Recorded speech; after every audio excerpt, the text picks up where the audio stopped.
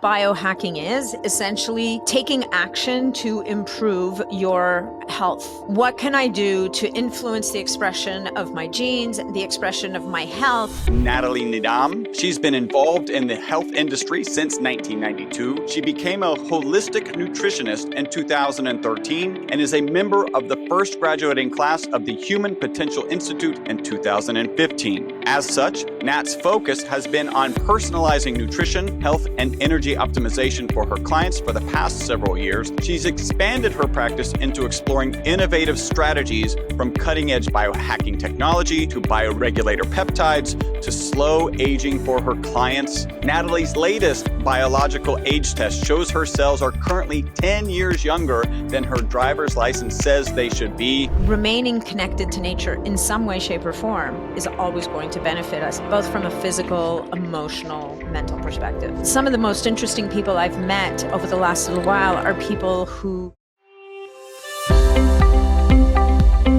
Hi, my name is Chris Burris. I'm a longevity expert and the chief scientist at a lab focused on a longevity molecule. My primary focus is to help people live longer and better lives with science. Make sure to subscribe and share so you and your friends can live longer and better, so you and your friends can live beyond the norms. What is a biohacker and what is biohacking? So this next speaker is going to do just that. Additionally, I want to tap into her expertise regarding peptides and bioregulators. Just to share, I checked on Google, and over the last 5 years, the search volume for peptides has increased by more than 5 times and actually has doubled in the last 12 months. This is a hot topic, and our next guest has been talking about it through her podcast, which she was gracious enough to have me as a guest back in 2021, and on her YouTube channel. Even though this is a hot topic now, she's been talking about it for 4 years. So let me introduce Nathalie Niddam. She's been involved in the health industry since 1992. She became a holistic nutritionist in 2013 and is a member of the first graduating class of the Human Potential Institute in 2015. As such, Nat's focus has been on personalizing nutrition, health, and energy optimization for her clients for the past several years. She's probably figuring out where I pulled some of this bio from. Since launching her podcast, growing Facebook group, Biohacking Superhuman Performance, she's expanded her practice into exploring innovative strategies from cutting-edge biohacking technology to bioregulator peptides to slow aging for her clients. That's what we're all about here. Nathalie's latest biological age test shows her cells are currently 10 years younger than her driver's license says they should be. She clearly is doing something right. One last personal note that I must share is that Nathalie has been instrumental in helping me make this summit so spectacular. With her expertise in the industry, she has provided me with guidance, and she has introduced me to many of the speakers that have added so much value to the summit. For that, I want to say thank you, Nathalie, and I also want to say thank you for joining us today. Wow. Okay. Well, that's quite the intro, Chris. First of all, thank you for having me. That's such a pleasure. And it's always my pleasure to connect, to make connections. I think if I didn't do what I did, I'd be one of those connector people. I would just introduce people. So I did see an interview, and you said that you spent I don't know, the word was inordinate, that's my interpretation, amount of time introducing people to other people.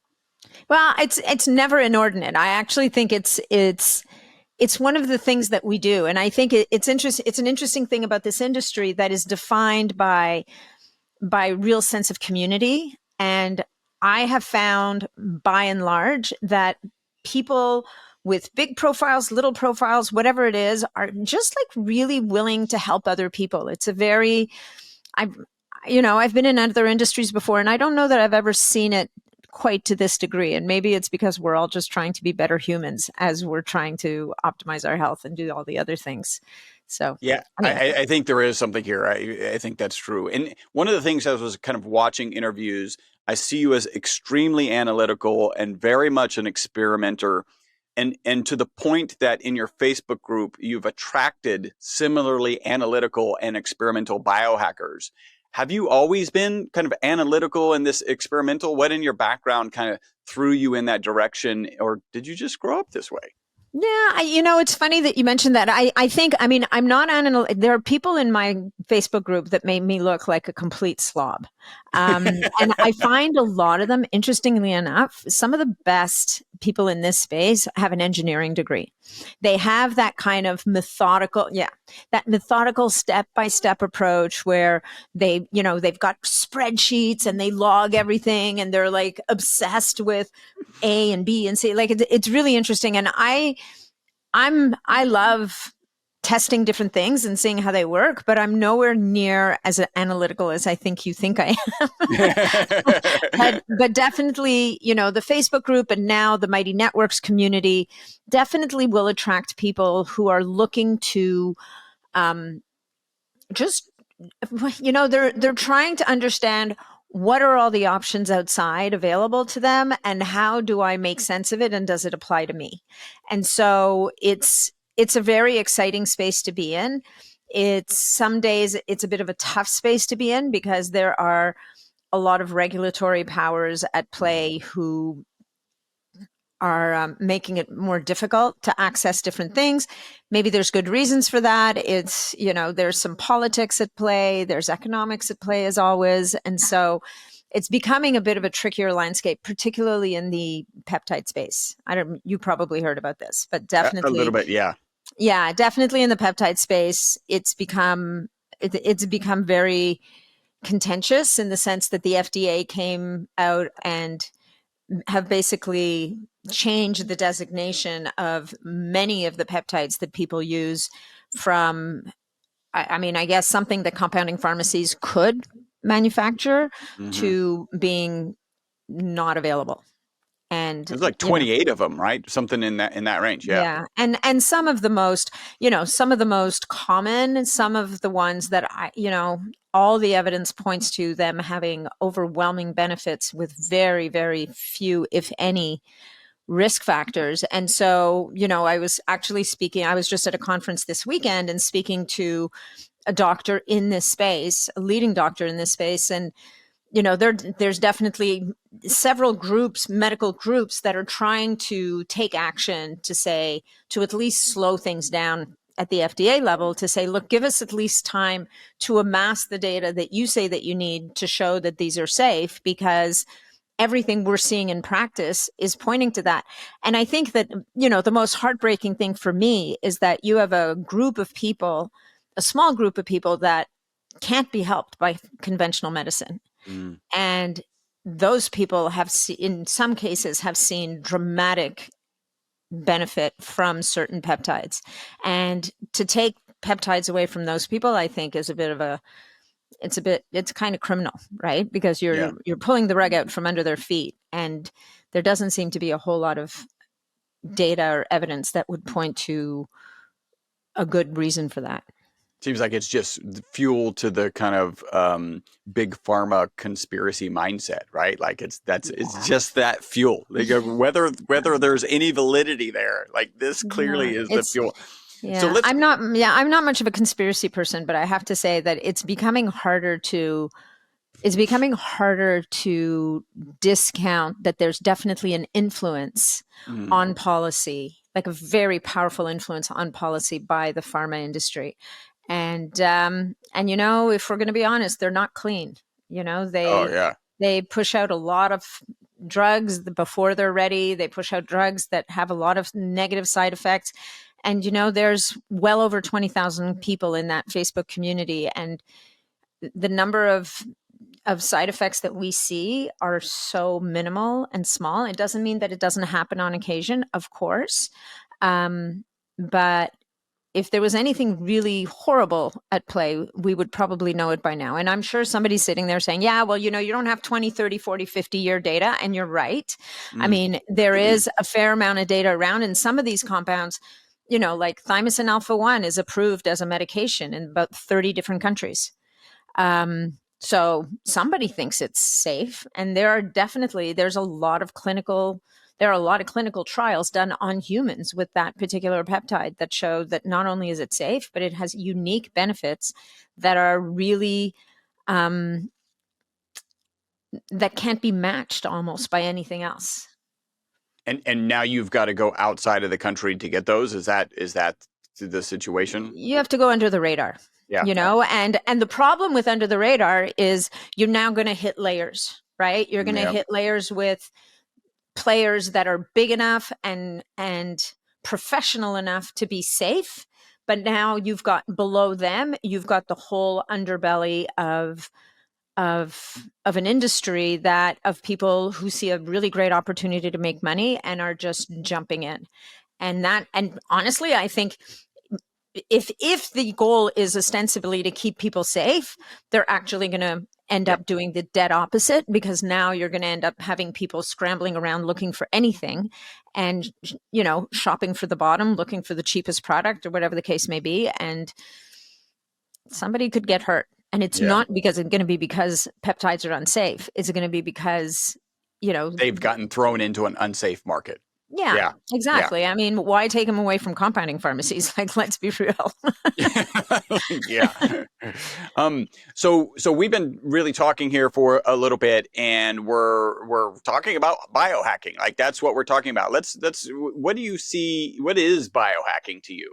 Yeah, that's a great question. And I think it's, biohacking is one of these lightning rod terms, right? People love it or hate it. And to me, what all biohacking is essentially taking action to improve your health, performance, and outcome. And so the term biohacking, I think way back in the day, probably really implied having microchips inserted into places and turning your body into some kind of a cyborg or something. And what biohacking has become really is about, what can I do to influence the expression of my genes, the expression of my health, so that I feel, perform, and am healthier, feel and perform better, and am healthier. And and what biohacking has grown up into, like I would say even 5 years ago, biohacking was about all the supplements and the tech and the this and the that, which it still is. But I think biohacking is growing up, and it's moving into the space of taking care of the whole person, which doesn't just involve our bodies, but involves our spirit, our mind. It involves reconnecting to nature so that for our benefit. Like, I think that the biohacking community is really growing up into this understanding that as spiritual and physical beings, we have to take care of everything in order to get the best outcome. Like, I've some of the most interesting people I've met over the last little while are people who have connected to the fact that, I don't know if you've come across these people, but we come across people sometimes, nothing works for them. Nothing. It doesn't matter what they do. It doesn't matter if it's drugs, if it's conventional medicine, if it's alternative medicine, if it's biohacking, nothing works. Like, somehow their bodies are completely shut down and resistant to anything. And what's coming out is that emotional trauma, early childhood experiences, like, these things can put the body into a state of where it's closed down and protecting itself at a cellular level.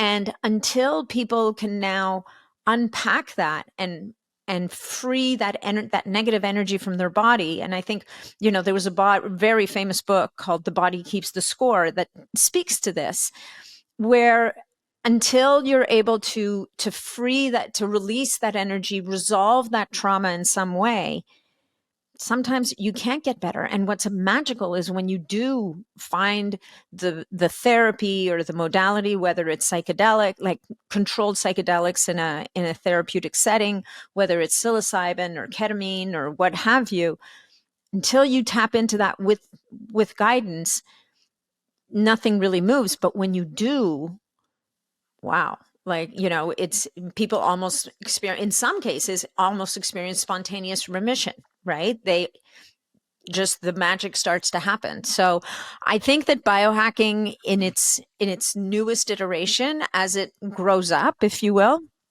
is looking at all of these things, in addition to the wearables and the cool supplements and all the tech. Yeah, I think one of the things about biohacking that I think is interesting, because people immediately think like you do, like chips or at least supplements or at most sleep, but it's also your environment. Like, how do you it is a classic biohacking trick or feature to wear blue light blocking glasses. Like that's an internal, or to change the light bulbs so that they're not emitting blue light. Like it's about environment also. And you talked about this kind of this emotional release, and one of the speakers, I'll be speaking with him next week, is a really good friend of mine, and frankly the best therapist I can even imagine. He talks about the law of deservedness. And it says that you have today, or you don't have today, exactly what you truly believe you deserve, right? So you may believe you deserve health, but you may not believe you deserve health, right? Where it really counts. And if you get better, then but like if you get more than you believe you deserve, you will either sabotage it, right? So we all know somebody who sabotaged a relationship, or you just won't enjoy it, is another kind of artifact of that law of deservedness. And when you look at it, for me, it's always been, and he's been talking about this for 20 years. It's been the only viable explanation of yo-yo dieting that I mean, there's a lot, right? We can look at people are switching back to, products that have gluten, or back to the kind of, classic American diet, off of whatever diet they were on. But for me, the yo-yo was, hey, I have this set point, right? And I get past it, or, lose weight past it. And then I haven't changed my set point. So as soon as I start up the intense focus on it, boom, I come right back. And so that's what he's always dealt with. And that's really what I think you're just describing it in a more extreme case, right? Like I'm not supposed to be healthy. So I don't care if I take the right peptide, or I take the right, gluten-free diet or whatever. None of that matters to my subconscious, to my being, really. And so until you release that, and I that's an amazing piece that you've tapped into there. That's pretty awesome. Thanks. Well, and the whole reconnecting with nature, right? A lot of the tech that we use seeks to do that. The red lights, and like you said, the blue blocking glasses, throwing your sunglasses out, right? And adopting blue light blocking glasses that you might wear under artificial light, and then get outside into real daylight and see the sun. And having a red light panel or red light device which gives you the red and near infrared light spectrum that, supercharges your mitochondria, does all these amazing things, which if we lived in nature, we would have access to naturally, right? Throwing a grounding sheet on your bed so that you ground while you're sleeping, which frankly, if we went back in time, we would have been sleeping on the ground. Like, I don't know when the last time is you went camping, but the last time I went camping and slept on the ground, my HRV scores, even though I physically felt uncomfortable, my heart rate variability scores were amazing. Yeah, exactly. I felt like I'd been hit by a bus in the morning. But it is irrefutable that remaining connected to nature in some way, shape, or form is always going to benefit us, both from a physical, emotional, mental perspective. And all of that is now getting embraced and wrapped up in this big bucket that we call biohacking. I kind of feel like, I'm describing where we're at, because I enter this game from straight up longevity, right? My product, the single longest longevity experimental result. And so I'm just like thrown into this environment, and I feel like as I'm absorbing information, I feel like we're in a longevity revolution. I almost see them as the same, but what do you think about that? Like biohackers and kind of longevity focused people, do you see there's any kind of discrete pieces between them, or are they really one and the same, or how do you feel about that? Listen, the human condition is about, I ain't going to die. I don't want to die, and I'm not going to die. Right. In our communities, there's a very, very clear awareness that what we do in many, many different ways, in every way today, is not only going to impact our longevity, but is going to impact how we live for all those years. And so, it used to be this obsession with living as long as possible, which is still the case. But not only do we want to live a really long time, but we also want to look really great. We want to be able to go hiking.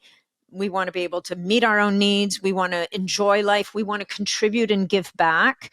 We want to do all of those things. So we've upped the ante, right? And I think I would hope that the longevity community, I would think, is not interested in living till they're 200 years old, like kind of in a little heap in a wheelchair, Yeah. gnashing their gums, not knowing who they are and where they are. Yeah. But what we seek is to be vibrant and alive and independent, right? And feeling good for as long as possible. And I think that's what we're all after. And it's a bit of an obsession, which we live in a world right now where there are people right now who are just hoping to make it to tomorrow. And I think we need to, I'll refer back to this conference I was at, and there was this incredible speaker whose name I don't remember. And she was talking about a topic about food insecurity, about people not having access to, they don't have access to healthy food, even if they wanted it. And how many people were leaving behind. And, so all of us sitting there going, oh, geez, so here I am worrying about my mitochondria, and dude over there is worrying about actually getting a meal in, Yeah. So another I think 50 calories or whatever. Yeah. Like anything to keep the lights on. So I think that, the longevity, and I don't even know why I brought that up, because it doesn't bring much to the longevity versus biohacker conversation. But I think that as humans, we want to live as long as possible. And in this community, we have the luxury of worrying how we're going to live and how we're going to feel for as long as possible. And what I feel is important for us all to communicate to people is you don't necessarily need all the tech to live well, but you do need to have a fundamental understanding of what are the choices you can be making at any level to help yourself to be healthier and live better and be the best that you can be for as long as possible. Yeah, it's been a number of conversations where it's not just about what can we put together as a biohacking community, but how do we get this longevity, this biohacking benefits down to people who are not necessarily in a financial situation to get into that game at this point. For sure. And I think, unless you're talking to the life extension crowd, which is a whole different kettle of fish, we talk about longevity, and, as humans, we're really, really crappy at doing things today that are going to benefit us in 30 years. We don't really care. We say we care, but we don't really. Like, at a core level, it's like, what's going to help me now? How am I going to feel good now? So it's helping people to connect the dots and understand that what makes you feel good today and helps you to perform better today is going to set you up for a way better outcome down the road. But we have to feel good today, right? So I am constantly working. I have 13-year-old twins, and I'm constantly working on them. Like, you need to understand that there's going to be pain, and through some of the pain, like whether it's jogging, whether it's getting out there, I don't really want to go do this, I don't really want to do that, I've used this. I'd love to throw this past you. I've been saying this for a while, that success is actually incredibly boring, right? So I've told the story of, the discovery of the supplement 100 times, actually thousands of times, and I'll end up telling it another 1,000 times. And that's like on its surface, it's boring. The Olympic athlete, Michael Phelps, swam the same legs thousands of times and ate the same amount of that there's a lot of boringness in there, and you got to figure out how to hack your mind to turn that into unboring. So I'm trying to help my son specifically figure out, like, how do you find joy, and or maybe not, maybe that's too high a goal. How do you find contentness in and doing actions that are sometimes frankly painful, right? Like running can be painful. And so that's interesting. Do you think that you need to be a biohacker to live a long, healthy life? No. There's lots of people who aren't biohackers who live a long and healthy life. I don't think that anybody living in a blue zone, right, is necessarily a biohacker. We could say that as biohackers, we aspire right? To do the things or access the things that they access. And some of those blue zones are slipping as the outside world comes in on them, right? And so what is core to blue zone success, if you will? And so these are communities where an inordinate number of people make it to 100 and beyond years old. And these people eat real food. They tend to eat less than, they don't gorge themselves, right? So they eat less. They move more. These are people who have active lifestyles. And I don't mean that they're pushing rocks up mountains. Like they're not doing CrossFit every day. What they're doing is they're walking every day. They're moving their bodies. They live a non-sedentary lifestyle. And another big one is they have community. And they are connected to the people in their community. And we talked about this touched on this a little bit before, is that sense of belonging and that sense of community and that sense of purpose, which I think you can get you don't have to, to have purpose, you don't need to be solving the problems of the world. You just need to be making a positive difference in somebody else's life. And that could be your friend who needs someone to talk to, or supporting, if you're an elder in a community, supporting the younger people in that community by caring for kids or teaching them something, a skill that that they don't, like whatever the case may be. So if we look at those blue zones, nobody's sitting there in front of a red light panel or wearing a Oura ring to measure their sleep or any of those things. They maybe are the ultimate biohackers because they've tapped into what nature has to offer, and then using their resources as humans to kind of bring it to a place where they tend to live longer, healthier, more productive lives, which if you really think about it is kind of what we're after. Yeah. Well, it's interesting because I think you're exactly right. Like, obviously you do not need to be a biohacker to live longer. And I would suggest that maybe in Western society, you do need to, right? Because we're so not like, if you just grow up and do what everyone else in Western society is currently doing, you are definitely not getting, whatever, an estimated 50,000 steps in a day because you're living your life the normal way. You don't have the relationships. You tend to be overeating. You're eating like all of those things. So maybe the question is, in the Western society, the answer is yes. Well, in big cities, like in big cities, 100%. We have to offset the pollution we're exposed to. We have to offset this EMF soup, this non-native electromagnetic frequency soup that we are soaking in. We have to offset this stuff, right? Like this cell phone that is attached to our bodies every minute of every hour of every day. Like we need to mitigate for all of the realities of modern life.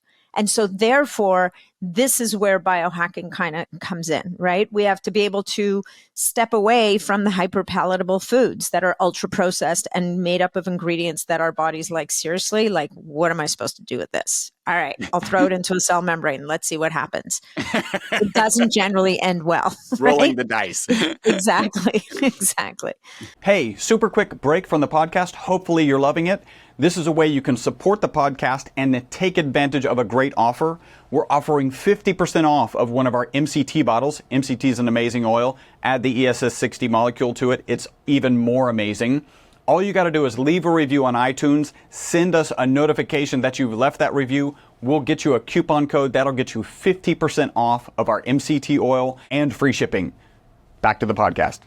All things considered, there is nothing else to put in this cell wall. So we'll take this unhealthy back. We don't have any phosphatidylcholine here. So what you got? Oh, okay.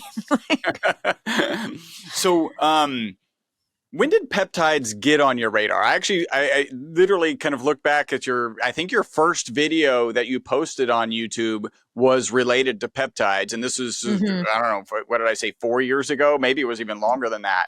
I think it was about 4 years ago. And you talk about boring. Like I've told this story a bajillion times. I happened to be at a conference and I needed a break. I needed to sit down. And so I sat down and some guy was standing up on stage talking about something. And, I'm looking through my bag, thinking of who have I talked to, this, that, and the other thing.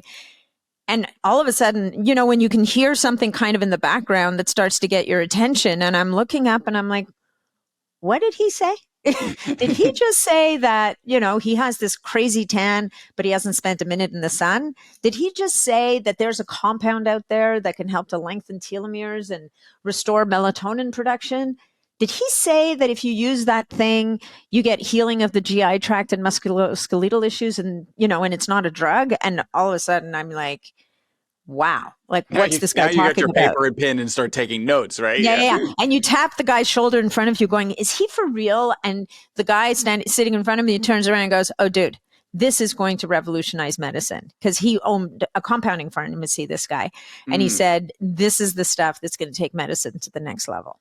And that was a lecture on peptides. Wow. And so your thought pretty quickly was, let's get this on YouTube. Like how did that kind of unfold? So first I resisted, right? I mean, my husband at the time said to me, you've got like some kind of weird shiny object syndrome problem. Like, more than you need to know. You just need to focus on what you know and like push that out and blah, blah, blah. You don't need a new thing. And so I came home and I'm like yapping about this stuff. And he looks at me and he goes, dude, this is another shiny object. You don't need another shiny object. This is just a distraction. I'm like, okay, yeah, you're right. It's a distraction, except that I couldn't get it out of my head. And then there was a podcast on another big podcast platform that I listened, and the guy that was being interviewed, who's been my mentor, is a guy who lives in Montreal in Quebec. And so I'm French and I'm from Quebec. And I'm like, I did something that I've never, ever to this day, I've never done before. I reached out to this dude and said, hey, and I spoke to him in French and I said, my name is Nathalie Niddam and I really want to learn about this stuff. And he talked to me and then he introduced me to this dude in Toronto who threw me on a peptide protocol. And then I thought, okay, how am I going to get people to talk to me who know more about the stuff than I do? And I'm like, I know, I'm going to start a Facebook group. So I started the Facebook group in July. And the conference was in April. So it took me until July to kind of get the Facebook group going. Did that start with the same name, the Facebook group that you have today? Is it the same name? Yeah. So I got to tell you, I don't spend as much time in the Facebook group as I used to. It's taken on a bit of a life of its own, as Facebook groups are wont to do. And so it's become slightly a little unruly in there. So I've got a team now. We're trying to figure out how do we bring order back into the house. And it's a bit of a work in progress. But what I did do is, a year ago, I started a private membership community on Mighty Networks, and that's a much different environment. Anyway, I started the Facebook group, and then I did an interview, and I interviewed, so it's Jean-François Tremblay from CanLab. And so I interviewed him and, threw it up on YouTube, and there seemed to be a lot of interest. And then next thing you know, I decided to launch a podcast, and the rest, as they say, is history. That's all. And that's Biohacking Superhuman, right? That's the podcast is Biohacking Superhuman Performance. And the Facebook group started off with the same name. Actually, so the podcast took the name of the Facebook group. The Facebook group now, I think, is Optimizing Superhuman Performance, but I think it'll come up under both names. But yeah, that's kind of how it all started. So the podcast I started that about a year later. So it just had its third birthday a little while ago. So you mentioned that you got onto a peptide protocol like right away. Tell us about that experience and maybe some of the peptides and I guess as you talk about peptides, you can say like no longer available or as of 3 weeks ago or currently still available, right? There's 11 that are still available. I think that's somebody mentioned that number to me. I don't know if so none of the ones that I used at that time are technically, all of them are on that list. And so that it was what I was using at the time was what you would call a classic kind of repair protocol. And at the time I was doing CrossFit, so there was a lot of repair needed. So I was using, it was a peptide by the name of BPC 157, which stands for Body Protective Compound 157. And that is it's a fragment of a protein that is naturally occurring in our gastric secretions. And it is very remarkable in the sense that it is bioavailable orally. And I would say taking it orally, and the oral BPC 157, my understanding is still cool. So there are supplements out there that have BPC 157 in them that are still very much available. Typically, you would use BPC 157 orally more for gut health issues than you would for musculoskeletal repair. But I will tell you that I've seen lots and lots of people take BPC 157 capsules and for some gut issue and come back and say, oh, wow, you know, my shoulder doesn't hurt anymore, or my back doesn't hurt, or that achy knee seems to have resolved. So obviously that's... I have each of those. So we'll be talking once we're finished. Yeah. And, you know, I think that in those cases, usually it's because it's not a severe injury. There's some inflammation that just can't seem to get resolved. And the BPC 157, because it has kind of global anti-inflammatory effects, just lowers the heat enough that you can have some kind of healing and relief, right? And restoration. So intuitively inflammation around injuries or whatever kind of, I tend to associate that with, that's your body trying to repair a certain area, but you're talking about get rid of the inflammation so that it can heal. Talk a little bit about that. Yeah. So, you know, there's two categories really of inflammation. You've got acute inflammation that happens at the time of an injury that you need, right? Because it's part of the healing process. You need that spike in inflammation to bring in all the healing compounds, to swell the area, to protect it, to bring more fluid. You know, that's good inflammation. We want that. We do not want to suppress an acute inflammatory response, particularly. I mean, maybe if it's extreme, but, you know, overall, that acute inflammatory response to injury is not a bad thing. But then you have chronic inflammation. Then you have a world where the body, for whatever reason, hasn't been able to resolve inflammation. It gets into kind of a tailspin, and you kind of have a world where you have the inflammation, it's causing its own issues, and you just can't seem to break out of that vicious cycle. So the chronic inflammation typically does not serve us. It's kind of like stress, right? Acute stress is a normal response to a stressor. Chronic underlying stress is the thing that's going to kill us. And it's the thing that's going to drive inflammation, ironically, and suppress your immune system and do all the horrible things that we know that chronic stress can do. So I think what happens when we get that resolution of these aches and pains from seemingly the wrong way of taking the BPC 157, I think what's happening is there's not a major biomechanical issue at play. There's just some residual inflammation that just can't seem to resolve itself. And it just needs that little push to go off to the other side. And, you know, BPC 157, depending on how it's applied, can do incredible things. It can help to, there's some data out there that says that applied properly in a therapeutic setting, it can help to fix tissue, like tendons, ligaments, muscles. It can help to support healing of bone. It can help, even in some very small trials, I've seen evidence that it seems to help with certain cartilage issues, not, you know, full on destruction, but it can help. So it's a crazy compound. It has benefits for the brain. It has benefits for body protective compound. It has benefits for virtually every organ, right? It's protective for the pancreas and the liver and the kidneys. So and if pharma is behind it, I can see that they're looking at this thing going, holy crap, like we need to get our hands on this thing. We need to bottle it up, and we could be we will be God, right? Yeah. The tricky thing is that you can't patent a molecule that is naturally existing. And so what'll happen is that they'll make a modification, this, that, and the other thing, and it'll be very specific. But BPC 157 on its own, if it can heal the GI tract, if it can help to resolve things like heartburn or GERD, you know, what happens to the PPI market? Right? What happens to the analgesic market? What happens to NSAIDs? What happens to all those things that have been developed by the pharmaceutical industry over the years that are massive money makers? But what if we don't need them as much anymore?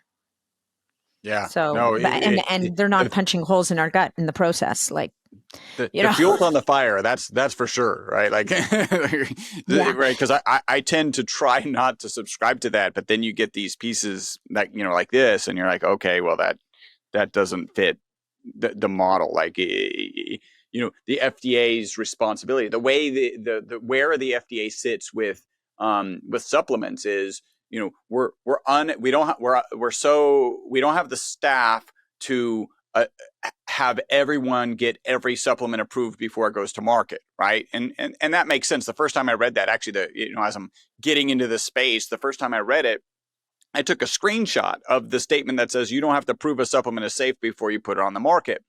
I took a screenshot. I was like, this is clearly going to come down soon. Like this is a mistake. Took a screenshot. Not gonna work. Yeah. But if you look at the right perspective, like you could make one that's 10% vitamin C, 90% vitamin D. I could make one that's the reverse of that. And now we have 2 supplements and there's an infinite number of these options. There's no way any organization is going to pre-approve anything before it goes out there. So your responsibility is to report any serious adverse side effects. Like in our case, we haven't had to report any. That's great for us. But even if you do have to report some, that doesn't mean that the FDA is going to stop you from selling that particular supplement, right? If you sold 100,000 units and one person has a serious adverse side effect, like they just want to keep earnest track of the data. What you're describing about BPC 157, it's not even, they're turning it off, not even having met the criteria that they would apply to a supplement, right? Which is interesting. And I guess their logic is it's part of a naturally occurring peptide, right? And therefore a different molecule, and therefore that's very interesting. Yeah. Yeah. So, anyway, so the BPC 157, that is essentially now, have been pulled away from compounding pharmacies, is the injectable form. Okay. And so the injectable form, which is what I was using way back when, gives you full on systemic effects. And it's one of these things where it just seems to tap into the wisdom of the body and it goes where it's needed. It's a little bit like stem cells. Right. Wow. Yeah. I thought about a stem cell parallel. Yeah. Right. So that was one. And you just inject that. Where's that injection? Close to site that you're trying to treat, or is it just doesn't even need to be? So Yeah. if you're working with a physician and you have a very specific injury in a joint or a muscle, then it's particularly in a joint, then it's a good idea to work with a physician who is going to do a visually guided injection into the articulation. Like you don't want to be poking needles into places where there's nerves and blood, right? So the cool thing about all these peptides for the most part is that it's subcutaneous. So it's like an insulin injection, right? So it's into the fat layer under the skin. It's using an insulin needle. Insulin, as it turns out, guess what? Most famous peptide on the planet, right? It's, but so it's done with an insulin needle. BPC 157 particularly actually has applications as an intranasal spray. It can be used orally. It can be used topically on burns and wounds. It can be used in specially formulated eye drops for eyes. And like, it's just this, I call it the Swiss Army knife of peptides because it has so many applications. It's even been shown in certain studies to be protective of TBIs, right? So shockingly, it's been banned by WADA. So go figure. But anyway, so it's very broad range. So that was one of the peptides that I was using in that first stack. The second peptide that is often included in that repair stack is Thymosin Beta-4, which is interestingly enough, a thymus generated peptide. So the thymus is a gland that sits behind your breastbone that is part of your immune system, but TB4 is a fairly large peptide. It's 43 amino acids. It's got 7 different docking sites. And so it can do many different things. One of the things that it is also able to do is it also helps to stimulate healing of musculoskeletal tissue. So it very often will get paired with BPC 157 as they're kind of like frick and frack. Like they work really well together. The challenge with TB4 for people like me is over time, I developed an immune response to Thymosin Beta-4. My body decided, we don't like that. And so I started developing, Yeah, well, I got you, but we've seen you before because there have been studies that have shown that in certain injuries, and actually one of the big things is at the site of a tumor, you will sometimes find thymosin beta-4 in the body, which has made people say, well, could it be the thing that's driving or feeding the tumor? But the question that the researchers are asking, is it a case of the arsonist at the fire, or is it a case of the fireman at the fire? Right. Yeah. So I think that in general, the belief is that it is the fireman at the fire. Yeah. Anyway, so TB4, I got away with using it for about a month. And then the other piece of the puzzle and was that oral, also injectable? Also injected. Okay. Also injected. TB4 is not typically, TB4 as a whole peptide is not bioavailable orally because it gets broken down in the gut. BPC-157 gets a special buy, if you will, because it originates there. But thymosin beta-4 as a whole molecule can't be used orally. Now, people are making oral supplements that have it in fragments. Remember I said there were 7 different docking sites? Well, each one of those docking sites is a fragment of a peptide. And so they tend to be like 4 amino acids long. And sometimes if it's the right 4 amino acid chain, it doesn't get digested. And it has much more specific effects. So then the next piece of my stack, the final piece, were 2 compounds that are part of the family of growth hormone secretagogues. So these are compounds that are either a growth hormone releasing peptide or growth hormone releasing hormone. So the 2 compounds that I was using that very often get paired together were CJC-1295 and Ipamorelin. Both of those are also on the FDA no-go list, just so people know. And what they do is they essentially stimulate your brain to produce and release growth hormone. Now, the cool thing about putting those 2 compounds together with BPC-157 is one of the things that BPC-157 does is it upregulates the expression of growth hormone receptors. So these are, that the body works very much with a receptor system where you've got a compound or a molecule and it sees like a catcher's mitt out there and it says, oh, this is my house. They lock in and that initiates some kind of a cascade at a cellular level. And there's a lot of drugs that work that way as well. So CJC and Ipamorelin will help to upregulate the production and release of growth hormone in the body, which, as you can imagine, when you're trying to heal from something, growth hormone can be really beneficial, right? So that's kind of like that classic repair stack that a lot of people will talk about. They'll sometimes call it a Wolverine stack, like heal like Wolverine, because it just puts people in a place where they are recovering much faster from either, whether it's workouts or an injury or whatever the case may be.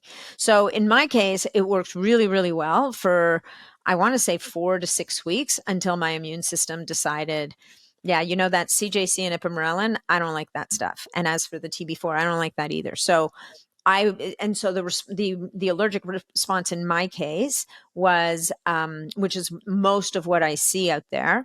If and this happens very much with people who have histamine issues, they will have a histamine response right at the site of injection. And so it starts off where you might get you might think, oh, do I have bed bugs? Are there mosquitoes in my house, even though it's snowing outside? Like what up? And the body kind of gives you a little nudge. Then it kind of gives you an elbow. And then the next thing you know, it's smacking you upside the head and you've got a big, angry, red, hot, itchy lump at the place where you injected. And it's like, dude, you're not listening. I said, this is not a thing. Put that in. Yeah. Do not do that. And so I will say that the vast majority of people don't have that issue. Oh, okay. Yeah. And so people are now sitting there saying, but you said they were safe and you said that there's no side effects. And I'm like, I didn't say they were. First of all, I'm not saying they're unsafe. What I'm saying is not everybody is going to respond the same. Not everybody is going to necessarily tolerate. It has a lot to do with the terrain. It's possible that I have more of a histamine or mast cell issue that I'm aware of. It's possible that maybe I have heavy metals in my system that need to be cleared. Like there's the jury's still out. We're still trying to understand who the people are that are having these reactions versus the vast majority of people who don't. But suffice to say that when that combination of compounds is administered together, it is remarkable how the body repairs and recovers, whether it's from day to day wear and tear or from if someone is a big workout person or whatever the case may be. And you're based in Canada, right? Is that, yeah. So do you still have access to these because you're in Canada? Is that, are you aware of clinics where you can find stuff? Like legally, like I'm not asking anything else on the air. You know what? I'm not aware that Health Canada has yet come out with their declaration on peptides. But they are, it's coming because they've taken steps in the last couple of months that is going to be extremely restrictive just on oral supplements, on natural supplements. Like come January, our shelves are going to start to empty, and they've created rules that are prohibitive to, like, regular Canadians are going to have a hell of a time getting their hands on any kind of natural supplement that is effective. And wow, they passed a bill into law virtually in secret last June. Wow. And so by the time people found out what was happening, like, we're now retroactively trying to manage the damage, if you will. But it's a sad state of affairs. It's very unfortunate because, again, like, even in the natural supplements world, people's lives are better in many cases because of these natural supplements. The number of, like, you cannot even compare the damage done by any drug on the market versus the damage done by any natural supplement. Like, it's just not a thing unless it happens to be, one of those crazy powders that teenagers are buying at these stores that are polluted with something or whatever the case may be. But for the most part, the natural supplement industry, if you've ever seen, for the most part, you're talking about people that are good actors and trying to do good in the world. And there's always going to be bad players out there and people who are fairy dusting supplements and whatnot. But they're not even taking the time to differentiate between the two. They're just blanket. Yeah. Are you aware of any, because often, like, stem cells, you can go into Latin America. My wife is from Panama, so I would recommend you go to Panama for stem cell stuff. Are you aware of any groups in Latin America doing kind of peptide work? I mean, again, it's very interesting to me. Like, I think in Mexico, you'll probably find clinics that do work with peptides. There's still, in the US, you're still going to find lots and lots of physicians who are, right now, they have not given up the ghost on these things yet. I mean, I don't think, I think everybody's still trying to figure it out. Right. I think, and there will remain a certain percentage of people who are, as we talked about earlier, who will find a way to get their hands on this stuff one way or the other. I think I just think it really is important for people to do their homework, understand what they're getting, where they're getting it from, and who they're getting it from, so that they can keep themselves healthy. Yeah, I mean, that's the bottom line. And maybe the Wild West that is your Facebook group might be a place where people could find contacts and meet up with people. Yeah, it's just tricky because it's also become a magnet for all these new vendors who, they're like, oh my God, look at this Nirvana. We have 23,000 people here. All we have to do is promote our stuff, and we spend. It's like this crazy whack-a-mole game. We spend every day kicking them out, saying, like, you can't do that. Like, like, my name's on that group. I'm not going to let, like, Joe Blow, who just discovered peptides, who's putting things into vials off his kitchen table to advertise to this group. Like, it's not going to happen. And people find themselves, like, booted out overnight, and they're like, well, what just happened? I'm like, we were very clear about the rules coming in. You agreed to the rules, and then you just chose to flaunt them. So sorry about your luck. So we've got this stack, right? BP157. You've Don't got forget the C, thymosin. BPC. Oh, BPC. What did I say? BP. BP, body Oh, protective yeah, compound. Yeah. compound. BPC157. You got thymosin beta-4, CJC-1250, and Ipamorelin. I didn't even know how to write that. CJC-1295 and Ipamorelin. Ipamorelin. IPA like the beer if you're a beer drinker, and Yeah. morelin, MORELIN. So Excellent. So that's the stack you on. You had some really good results until you had some kind of allergic reaction to really the last three, right? And yeah. still continuing with the BPC. Is there any peptide that you would say like, hey, in general, you might want to be taking this, maybe BPC 157, the oral version is something that you might take weekly, you might take daily. Is there anything along those lines, or just if you're trying to heal something? Yeah, I'd say, with peptides in particular, I'm not a fan of using any of them just because. Okay. Right? Like, think of them as signaling molecules in your body that are going to trigger some kind of a cellular cascade. So there's got to be a reason for it. Now, if somebody you do have populations of people that have autoimmune issues, for example, and in their case, there's a peptide called thymosin alpha-1 that is another thymus peptide, which has been, again, very contentious. It got pulled off the market by the FDA during the pandemic. And in spite of the fact that there were clinical trials in hospitals overseas that showed that it was super effective at keeping people alive, like, go figure. But thymosin alpha-1, for someone who has an autoimmune kind of immune imbalance, in some cases, that one peptide seems to be able to help these people to balance out the innate and reactive immune system, right? An intrinsic and extrinsic immune system. And so in some cases, these people need this peptide regularly until they resolve whatever it is that's driving that autoimmune issue to keep things balanced. But, do I think people should be taking BPC 157 like your vitamin D or your, fish oil? No.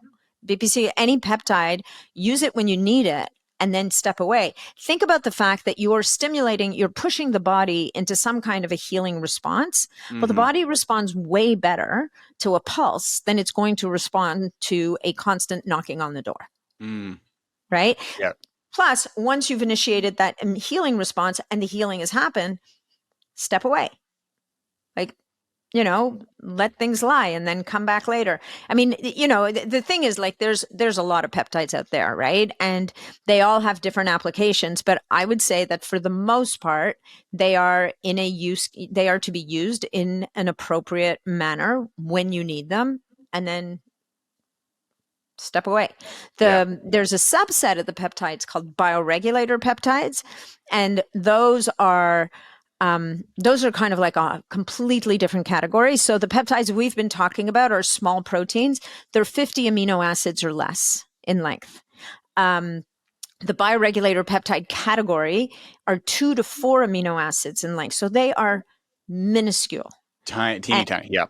Like teeny tiny itty bitty, so much so that they can cross across the cellular membrane into the nucleus of the cell. They bind to DNA, and in doing so, affect the genetic expression of that DNA and upregulate the production of proteins. And so these are the ultimate epigenetic switch, if you will, right? It's an influence from the outside that influences how your genome expresses itself.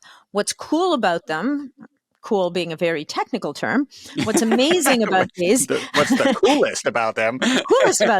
What's amazing about them is that they are specific to tissues, glands, and organs in the body and can help to drive regeneration of said tissue, gland, and organ. So, for example, you have a bioregulator for the pancreas, or a bioregulator for the liver, or a bioregulator for the thymus gland, the pineal gland, the central nervous system. And so, before everybody starts losing their minds, I mean, they are really there's a huge body of work, about 4 decades behind them, that comes out of Russia. Mm-hmm. And I think that they can be a very important piece of this longevity and health span bucket at the end of the rainbow that we all seek, right? Yeah. And because I'm part of a trial where I'm cycling through different bioregulators day after day, month after month. But again, I'm not taking any one bioregulator for weeks and months at a time, Mm-hmm. right? Because think about it. If I'm going to epigenetically ask my pancreas to do some repair work, or what, as defined by my pancreas, I'm not going to keep asking the question. I'm going to give the stimulus, and then I'm going to step away, and I'm going to make sure that all of the other things that are needed are in place so that the materials are on hand and my body's not on fire with inflammation.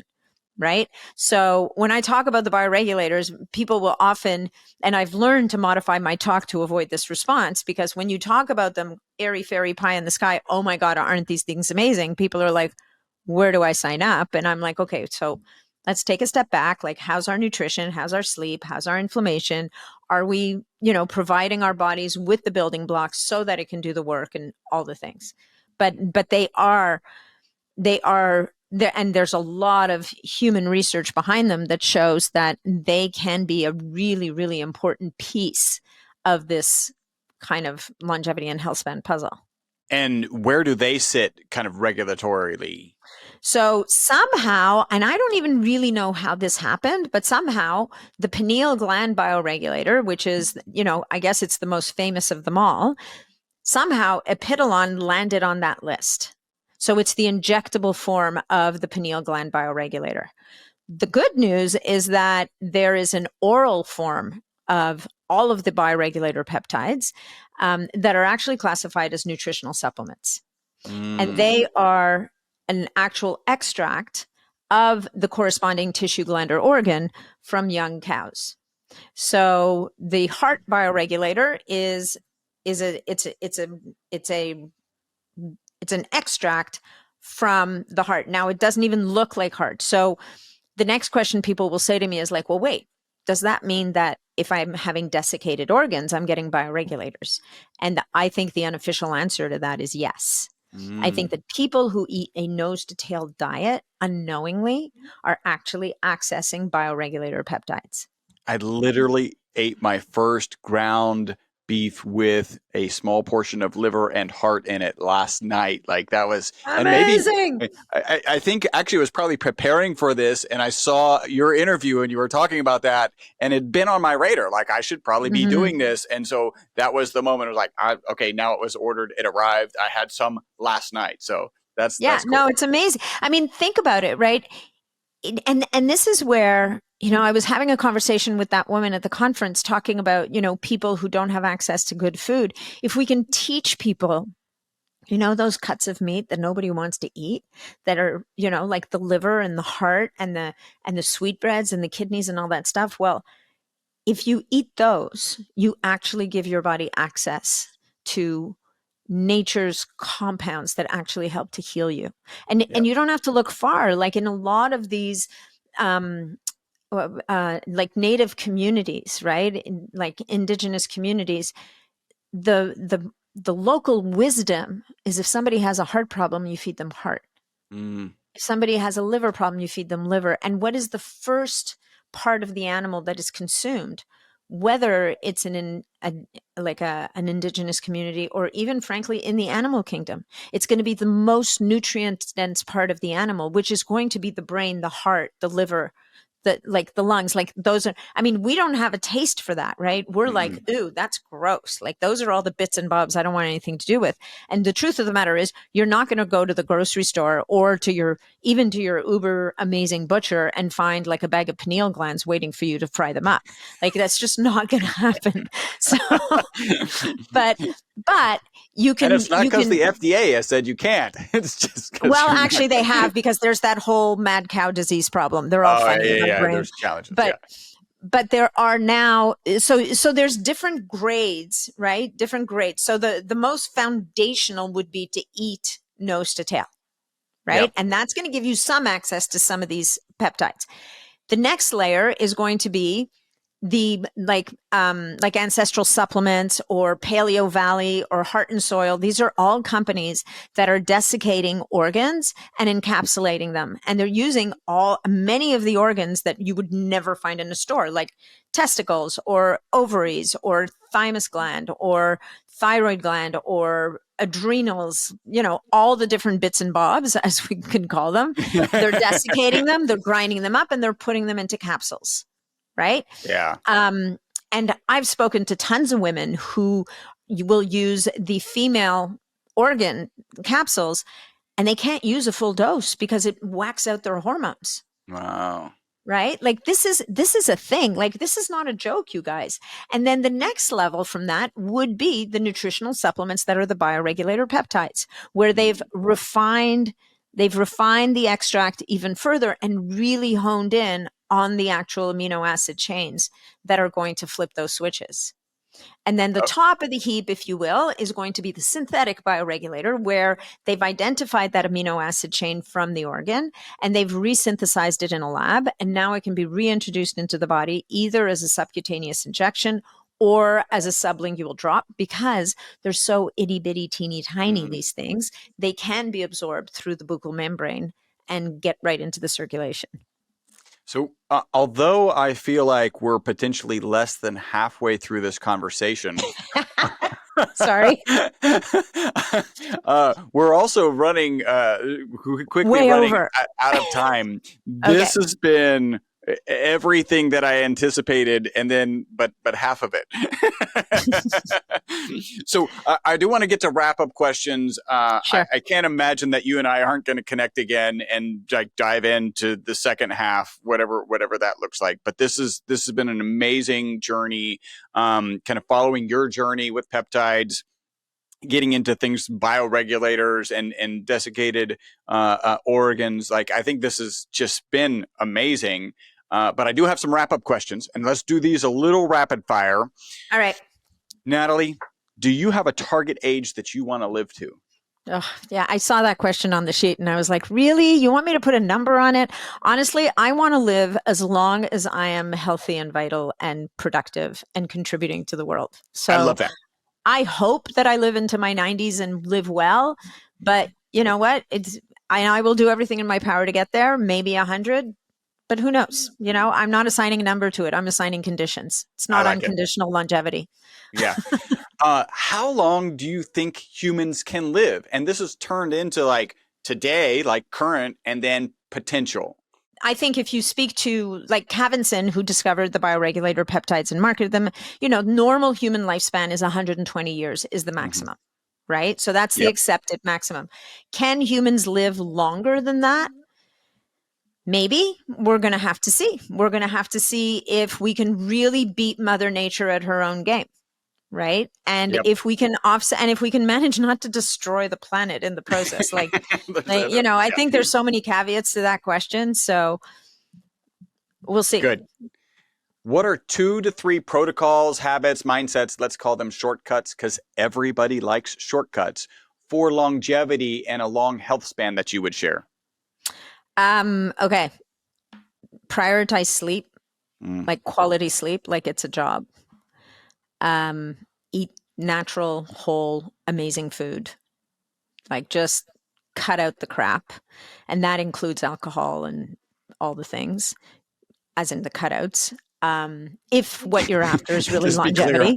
Includes alcohol, meaning remove it.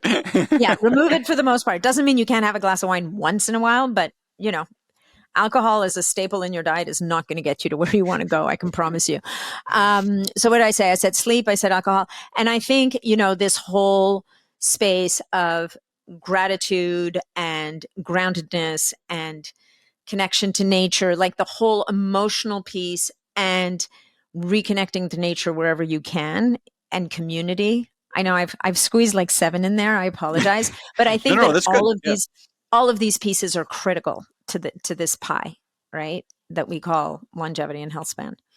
So I've got sleep like it's a job. Actually, this is the first time I've heard that. I like that. Eat natural food, including alcohol. I like to drink, so I'll take that with a You can have a little bit, just not a lot. A grain of grain alcohol.